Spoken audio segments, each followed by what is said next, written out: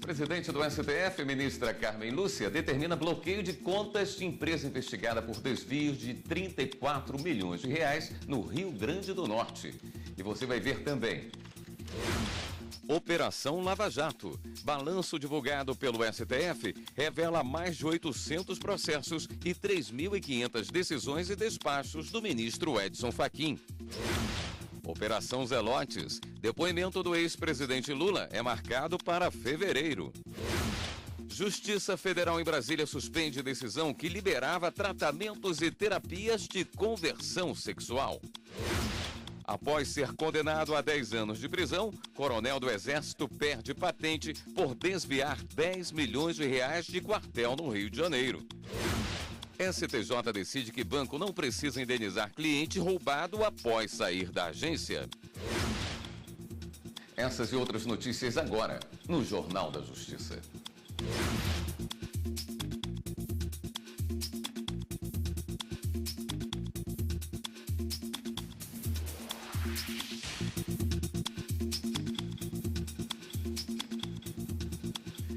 Boa noite.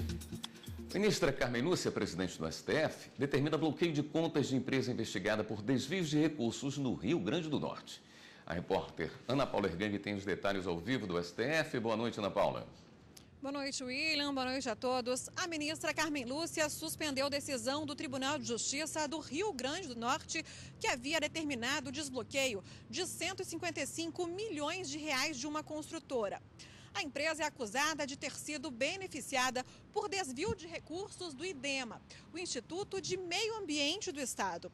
Para a ministra Carmen Lúcia, a decisão da Justiça Potiguar coloca em risco o ressarcimento aos cofres públicos. William. Obrigado, Ana Paula. O diretor-geral da Polícia Federal, Fernando Segovia, esteve agora à tarde no STF, onde entregou à presidente ministra Carmen Lúcia um relatório que descarta a ocorrência de crimes envolvendo citações a ministros do Supremo Tribunal Federal, feitas pelo empresário Wesley Batista e pelo executivo Ricardo Salti, no áudio gravado por eles e entregue ao Ministério Público Federal. Em setembro, a ministra exigiu que a Polícia Federal e a Procuradoria-Geral da República fizessem uma investigação imediata e com data definida para a conclusão. O relatório completo ainda será divulgado pelo Supremo Tribunal Federal. O ministro Edson Fachin, do Supremo Tribunal Federal, divulgou um balanço dos processos relacionados à Operação Lava Jato, que investiga crimes relacionados a desvios na Petrobras.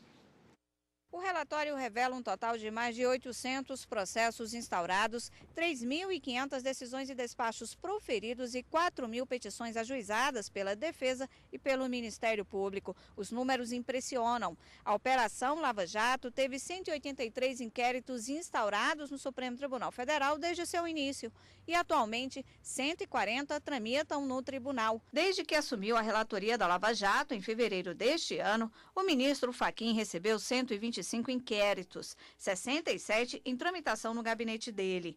Já foram apresentadas 13 denúncias, proferidas 169 decisões monocráticas, quase 700 despachos e recebidas 1.620 petições do Ministério Público e Defesa.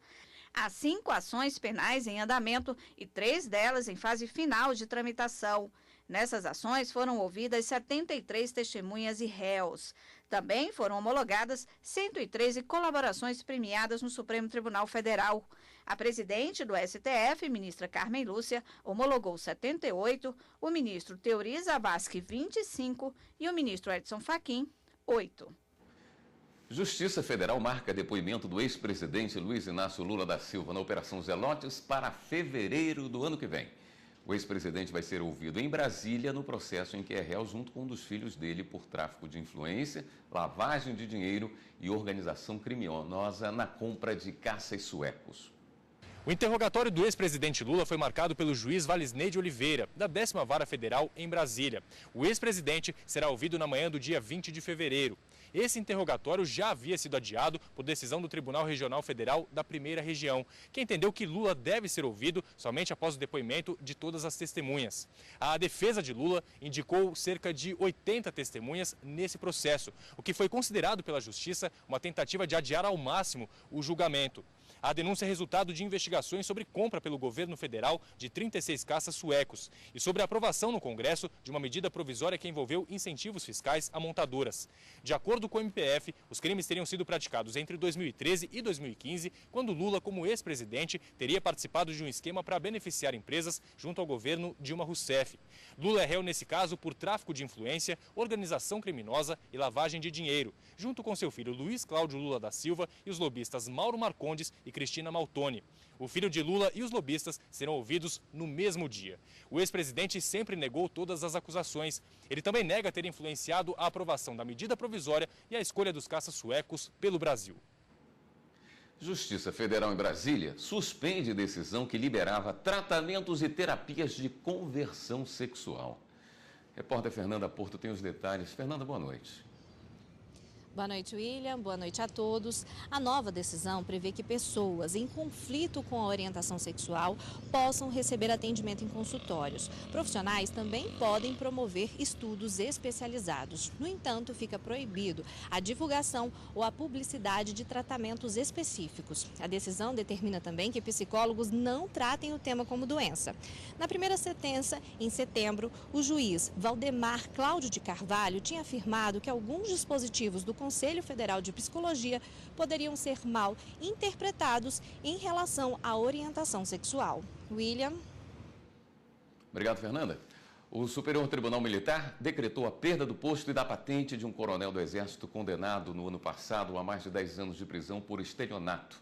Segundo o Ministério Público Militar, o oficial exerceu a função de chefe de finanças e de ordenador de despesas do comando da 1ª Região Militar no Rio de Janeiro, tendo participado de um esquema de desvio de mais de 10 milhões de reais, juntamente com outros militares e civis. O agora ex-oficial está preso na Polícia do Exército cumprindo pena. O STM também condenou um empresário e um tenente do Exército envolvidos em um esquema de fraudes em licitações de obras realizadas na cidade de Tefé, no estado do Amazonas. A pena foi de 3 anos e 6 meses por peculato. Os crimes foram cometidos na construção de casas paramilitares, superfaturadas em até 7 vezes o valor original. Segundo a decisão do STM, ficou comprovada a existência de uma quadrilha que se beneficiava dos valores movimentados com as obras, de forma a não deixar pistas dos crimes. Você vai ver no próximo bloco do Jornal da Justiça. Ex-gerente da Agência dos Correios no Espírito Santo é condenada por facilitar roubo de cofre. A gente volta em instantes.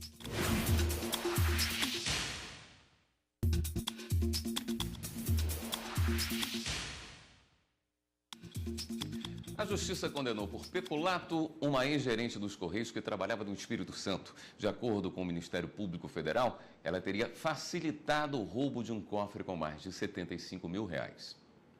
O arrombamento e o roubo do cofre aconteceram em uma agência na cidade de Marataízes, no litoral sul do Espírito Santo, em 2014. A ex-gerente dos Correios foi condenada por peculato, ou seja, quando um funcionário público desvia dinheiro público. No caso, mais de R$75 mil.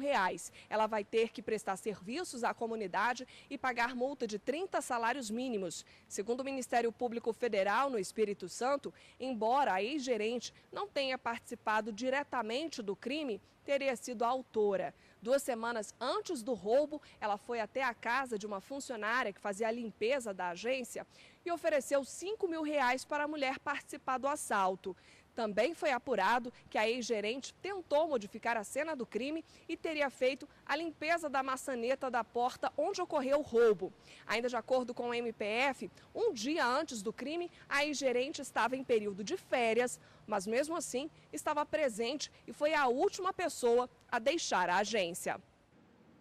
Uma correção. Ontem, a Procuradoria-Geral da República informou que o valor das multas pagas pelos executivos e ex-executivos da Odebrecht e da Braskem foi de R$92 milhões e que as multas a serem pagas somariam R$266,6 milhões. Os valores corretos são R$116,6 milhões depositados por 2 colaboradores e o total das multas a ser pago é de R$515,8 milhões. O presidente do Tribunal Superior Eleitoral, ministro Gilmar Mendes, convocou sessão extraordinária para a próxima segunda-feira, 9 horas da manhã. Na sessão extraordinária vão ser apreciadas as minutas de instruções para as eleições gerais de 2018. O ministro Gilmar Mendes anunciou também que a sessão de encerramento do ano judiciário aqui do TSE vai ser realizada terça-feira, dia 19 de dezembro, ao meio-dia. Já a sessão de abertura de 2018 está marcada para as 9 horas da manhã do dia 1º de fevereiro. Durante o recesso forense, os protocolos do TSE funcionam em regime de plantão, de segunda a sexta-feira, de 1 da tarde às 18 horas, entre os dias 20 de dezembro e 5 de janeiro do ano que vem. No período de 8 a 31 de janeiro de 2018, o expediente na Secretaria do TSE e o atendimento ao público externo serão realizados de 1 da tarde às 6 da noite. Nesta época do ano, aumenta o movimento nos supermercados, mas na hora de comprar é bom ficar atento ao preço, peso e até à validade dos produtos. Panetone, frutas, pernil, peru, champanhe e peixes. Esses são itens indispensáveis na mesa de muitos brasileiros quando o assunto é Natal e Ano Novo. A variedade é grande, mas os compradores prestam atenção no que estão levando para casa. Primeiro, preço. Segundo, a consistência, ou a aparência e a validade. A atenção redobrada também tem o Túlio, e não só na época das festas de fim de ano. Eu presto atenção sempre nos detalhes, não no Natal, no ano inteiro. Data de validade, peso, formato da embalagem. Quem nunca ouviu falar naquele Chester com mais gelo e que acaba alterando o preço do produto? Tem também estabelecimentos que cobram a parte pelas embalagens. Alguns oferecem produtos adulterados aos consumidores, sem falar nos preços mais baixos na prateleira em relação aos cobrados no caixa. Todas essas práticas são proibidas pelo Código de Defesa do Consumidor. Para evitar prejuízos e transtornos, alguns cuidados simples podem ajudar, como sempre observar a validade dos produtos, levar uma lista de itens que serão comprados, conferir os preços das prateleiras e os cobrados no caixa, checar se o peso do produto está igual ao que aparece na embalagem e pesquisar bem antes de decidir qual produto levar para casa. Nesse momento de final de ano, é interessante você ficar atento ao estabelecimento comercial que você vai adquirir o produto, a data de validade do produto e além da marca do produto. Se o consumidor se sentir lesado diante de uma prática, ou sentir que há algum erro ali, algo impróprio para consumo dentro do produto que ele adquiriu, é interessante ele buscar realmente os seus direitos através tanto do PROCON ou como do Ministério Público, ou às vezes até de um advogado de confiança. Para falar mais sobre os direitos dos consumidores, eu recebo aqui na bancada o advogado Fernando Assis. Doutor Assis, muito boa noite. Boa noite. Normalmente as pessoas não tomam esse cuidado todo em supermercados, né? Como a gente estava vendo na matéria agora. Tem que ficar atento especificamente em que na hora dessa compra? Com certeza passa despercebido muitos fatos que são relevantes. Os elementos mais importantes para estarmos sempre atentos são aqueles que estão diretamente relacionados à preservação da nossa saúde. Então, a validade do produto é um dado que deve ser sempre avaliado por parte do consumidor, exatamente para evitar que existam danos mais relevantes e significativos na hora do consumo. E a associação da oferta que me é feita e me fez levar aquele produto com aquilo que efetivamente eu estou pagando, tanto no preço quanto na quantidade que eu estou levando e as ofertas que me são oferecidas. O que o supermercado deve fazer, qual é a obrigação dele, quando a pessoa retorna, procura os gerentes e diz, olha assim, está fora do prazo de validade? Necessariamente ela precisa fazer a substituição daquele produto, uma vez que é obrigação do fornecedor manter produtos no mercado de consumo que sejam necessariamente garantidores da saúde e do bom desempenho do resultado que se pretende com o produto necessário. A substituição é, no mínimo, algo imediato. Tem uma questão do peso, muita gente tem dúvida também, principalmente aqueles produtos que vêm congelados. Qual é o peso que tem que haver do produto? É dele quando foi embalado ou dele congelado? Necessariamente é aquilo que me é oferecido. Não me oferecem um produto que seja... Eu não vou comprar o gelo, né? O gelo eu compraria do lado de fora. Certamente o peso deve corresponder àquele em que eu efetivamente estou pagando do produto já pronto para consumo. Agora, nessa época do ano, nós temos um aquecimento muito forte do comércio. Vamos passar para as regras das compras das pessoas que estão hoje nessa loucura, correndo em shoppings, correndo em comércios de rua. As lojas devem oferecer sempre um local visível, as regras específicas para aquelas lojas que saem do direito do consumidor. uma coisa que é oferecida a mais por aquele estabelecimento? Sim, a regra de publicidade do Código de Defesa do Consumidor é extremamente claro que o parâmetro é a ostensividade e a clareza em toda e qualquer oferta que é estabelecida. É comum que no final do ano, para aquecer as vendas, as lojas e empresas venham de fato a apresentar plus ou elementos que estão para fora da lei, como prazos para troca, utilização de vales presentes ou vouchers, alguma coisa dessa natureza. Todas as regras que são próprias à utilização desses produtos especiais, dessas recomendações, têm que ser claras e ostensivas, sem que haja nenhuma surpresa, sem que haja nenhuma condição a mais quando o consumidor vier a utilizar posteriormente. Para uma maior garantia, o consumidor pode colocar numa nota fiscal essas regras? Olha, o prazo para troca de 15 dias, assina aqui para mim, por favor. Funciona isso? Sim, qualquer elemento de prova ele é relevante e significativo, desde uma testemunha que esteja comigo também no momento da compra, até as fotos que ultimamente têm se utilizado bastante através dos celulares, filmagens das ofertas que são feitas, até a esse ponto de pedir para que seja subscrita a garantia da troca no período, no prazo específico. Valores diferentes para formas diferentes de pagamento. Perfeito. Não há problema nenhum, houve recente modificação na legislação que passou a autorizar que as empresas venham a oferecer, de fato, valores diferentes de acordo com a modalidade de pagamento. Isso é feito através de cheque, que pode ser até recusado, cartão, débito ou pagamento à vista. Claro que o espírito da lei é para que haja um desconto da modalidade do pagamento à vista e não o acréscimo tendo em vista a utilização de qualquer tipo de outra modalidade de pagamento, porque faz parte necessariamente do mercado de consumo.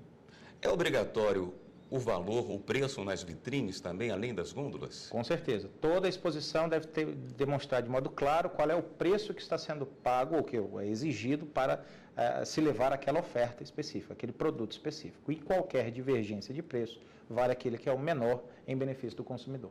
Quando se compra algum produto na promoção e você, na hora da troca, não tem mais aquele produto, você pode exigir que seja ressarcido, receber o dinheiro de volta, e nesse caso, você pega o valor do produto naquele dia ou o valor que você comprou? Qualquer produto utilizado em queima de estoque, em promoção, day after ou algo dessa natureza, certamente vem acompanhado das características do momento da venda. Então, obviamente, não é obrigatório haver a substituição caso não exista estoque. Se houver estoque, a substituição tem que acontecer, mesmo que tenha sido vendido em uma condição diferenciada de consumo. Não havendo possibilidade de troca, ao consumidor assiste a devolução da quantia que foi paga. E para toda e qualquer dúvida, o PROCON está aí para isso mesmo? Com certeza. O PROCON e o Código de Defesa do Consumidor, que é a obrigação de toda empresa conter um exemplar dele para que o consumidor possa acessar essa informação, esse dado. Doutor Fernando, muito obrigado pela sua presença aqui no Jornal da Justiça. Eu agradeço, estamos sempre à disposição. Nós vamos agora para um rápido intervalo. Voltamos a seguir com outras notícias. STJ decide que banco não precisa indenizar cliente roubado após sair da agência. A gente volta já já.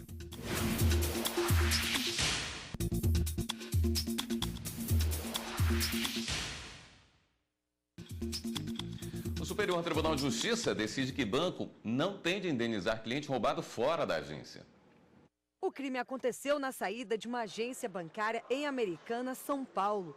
A vítima entrou na justiça com pedido de indenização e queria responsabilizar a agência pelo assalto. O cliente alegou que foi ao banco para sacar um cheque de R$5.000 e colocou o valor em dinheiro dentro de um envelope. Ao sair da agência, ele foi assaltado por um homem armado. Segundo o cliente, o crime começou dentro da agência porque o ladrão teria visto o valor que ele tinha em mãos. O Tribunal de Justiça de São Paulo negou o pedido. No STJ, a relatora ministra Nancy Andrighi entendeu que não é possível estabelecer relação de responsabilidade entre o banco e o cliente vítima do crime. Ela explicou que as instituições bancárias têm a obrigação de garantir a segurança dentro das agências, mas não nas vias públicas, onde essa obrigação é do Estado. O negro e o mercado de trabalho. Para os especialistas, é preciso comemorar as conquistas do passado e do presente, como, por exemplo, a lei de cotas nas universidades. Mas ainda há muita luta pela frente, principalmente na disputa por vagas de emprego. Veja agora na reportagem especial produzida pela equipe do TRT5 da Bahia.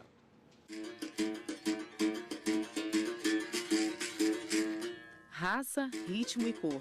Salvador é uma cidade marcada pela cultura e por sua história. E ainda por ser a cidade mais negra do país. Sou estudante de medicina, mas nunca me imaginei nessa profissão por conta de questões sociais, como ter estudado em colégio público e ser de origem humilde.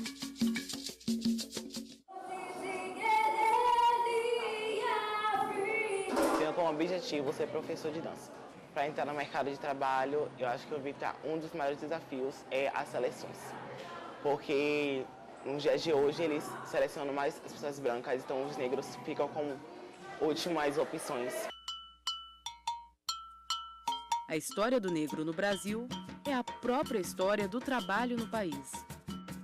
Uma vez eu vi uma inscrição no muro de Salvador dizendo assim: a princesa Isabel esqueceu de assinar a nossa carteira de trabalho. E foi bem isso que aconteceu. E percebo que a inserção dos negros no mercado de trabalho passa por uma história muito grande que nós tivemos, né?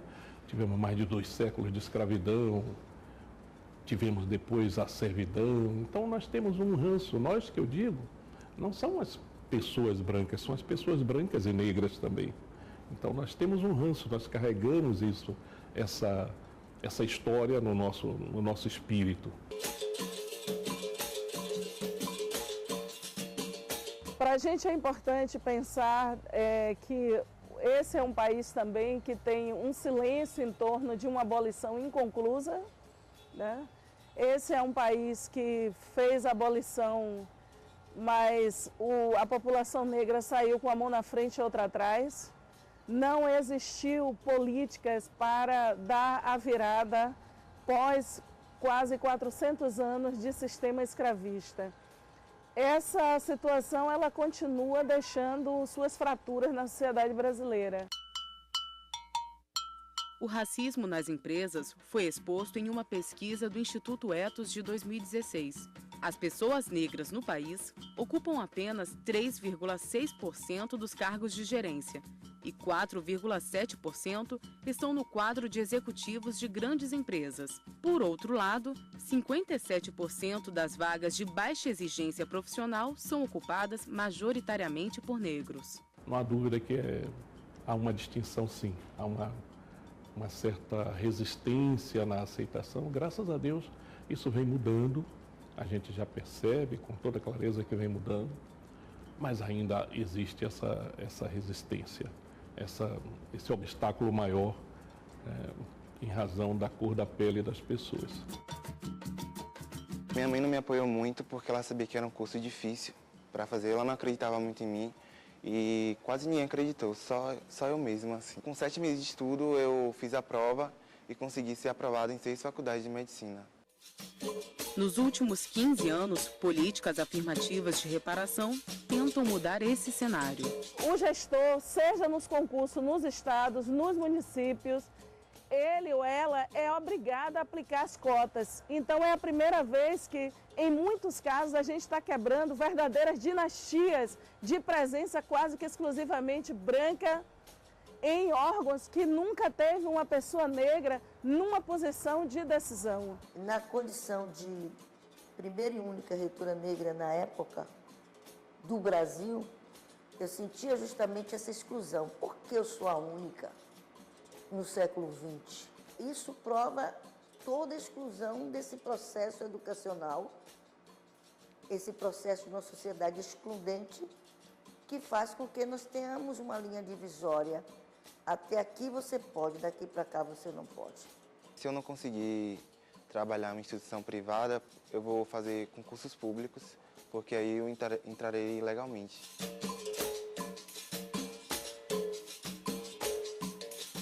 A briga, eu costumo dizer, a briga não pode ser entre pessoas brancas e negras, não é isso.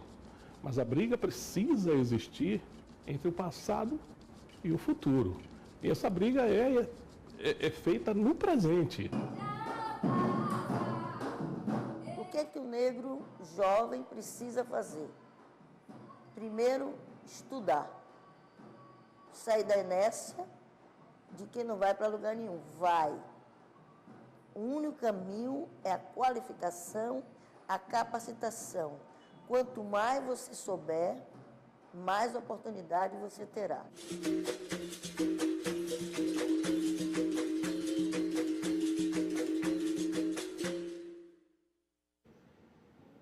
E um cantor e compositor baiano que mistura MPB com jazz e afro-sambas é a atração do refrão deste domingo. A carreira de Felipe Lorenzo começou no circuito de bares e casas noturnas de Salvador. Aos poucos ganhou confiança e foi compondo e cantando suas próprias canções. A faixa título de seu primeiro álbum, Odisseia Baiana, venceu o Prêmio KM de Música em 2015. De lá para cá ele percorre o país com as músicas de um estilo de composição aberto à mistura de gêneros. Você conhece os detalhes no refrão, domingo às 9h30 da noite. Eu jogo temporal pra lá. O Jornal da Justiça fica por aqui. Uma boa noite para você, um ótimo final de semana e continue aqui na TV Justiça.